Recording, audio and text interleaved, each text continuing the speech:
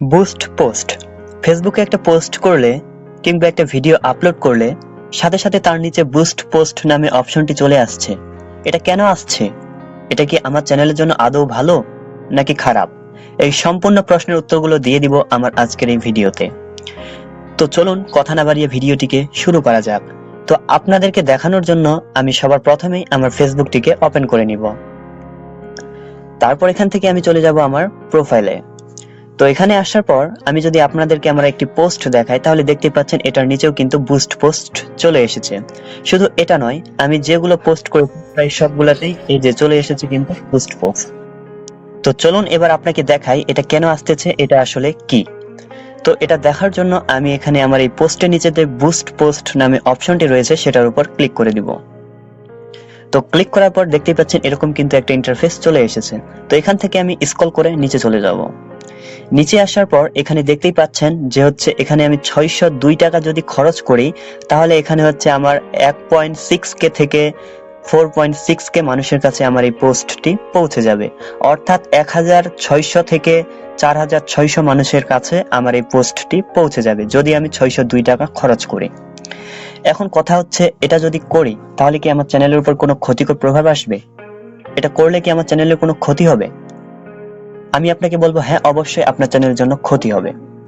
এখন প্রশ্ন হচ্ছে যে কেন ক্ষতি হবে? আপনার ক্ষতি এই জন্যই হবে কেননা আপনি আপনার ফেসবুক পেজে কিংবা ফেসবুক অ্যাকাউন্টে ভিডিও আপলোড করতেছেন একটা আশায়, লাভের আশায়, যে ভবিষ্যতে চ্যানেলটা যদি আমার পেজটা যদি আমার মনিটাইজেশন হয়, তো ওই আশায় কিন্তু করতেছেন। আর এখানে যদি আপনি এই 602 টাকা খরচ করে এইগুলা মানুষের কাছে আপনার পোস্টটি পৌঁছান তাহলে আপনার পেজে ফলোয়ার বাড়বে, ওয়াচ টাইম বাড়বে, লাইক বাড়বে, সব ঠিক আছে। কিন্তু কিন্তু আপনি যখন মনিটাইজেশনের জন্য অ্যাপ্লাই করবেন তখন কিন্তু ফেসবুকের রোবট সেটা ধরে ফেলতে পারে মানে 99% সিওর যে ধরে ফেলবে। ফেসবুকের রোবট বুঝে ফেলবে আপনার চ্যানেলের এই ওয়াচ টাইম, ফলোয়ার্স, লাইক সবগুলাই আপনি কষ্ট করে অর্জন করেন নাই, বরং হচ্ছে আপনি কোনো বিকল্প পদ্ধতি ব্যবহার করে অর্জন করেছেন। আর তখন কিন্তু তারা আপনার মনিটাইজেশন আটকে দিবে, তখন তারা আপনাকে কখনোই মনিটাইজেশন দিবে না। আর মনিটাইজেশন দিলেও তখন কিন্তু আপনার এই ভিউজ, আপনার এই ওয়াচ টাইম, আপনার এই ফলোয়ার্স কাউন্ট হবে না। সো বুঝতেই পারছেন এটা কিন্তু আপনার চ্যানেলের জন্য কখনোই ভালো কিছু হতে পারে না।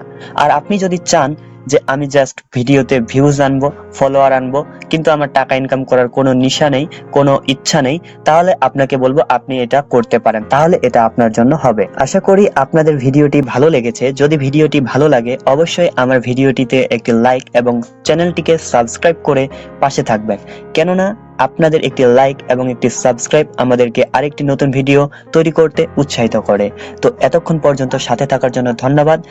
আগামী ভিডিও পর্যন্ত সুস্থ থাকুন, ভালো থাকুন, ধন্যবাদ।